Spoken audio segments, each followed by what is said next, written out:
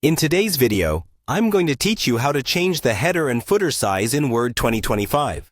Whether you're preparing a document for work, school, or a special project, knowing how to adjust the header and footer size can help you create a more polished and professional-looking document. The process is quite straightforward, and by the end of this guide, you'll be able to customize your headers and footers to your liking with ease. So, let's dive right in. First things first, you need to open your Word document. This is the file where you want to alter the header or footer size. Simply launch Word 2025 and navigate to the document you need to edit. If it's a new document you're working on, you can also start from a blank template.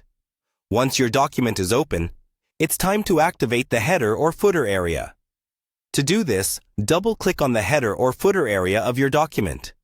You'll notice that the header or footer area becomes active, and a new tab, labeled Header and Footer, appears on the ribbon at the top of your screen. This tab offers a set of tools specifically designed for editing headers and footers.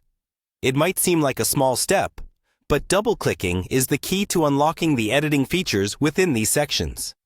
With the header or footer area activated, you'll see that resizing it is quite simple. Now, you can manually drag the boundary of the header or footer to adjust its size.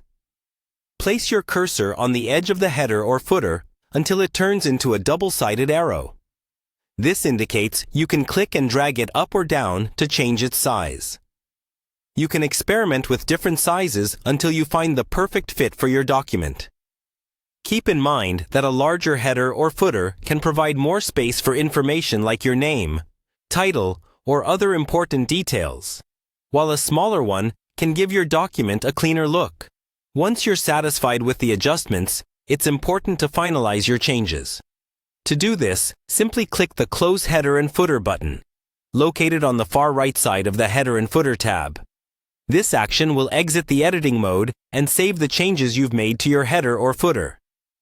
It ensures your document returns to its normal view, allowing you to continue working on other parts of your document. And there you have it. By following these steps, you've successfully changed the header and footer size in Word 2025. This simple but essential skill can make a big difference in how your document looks and feels.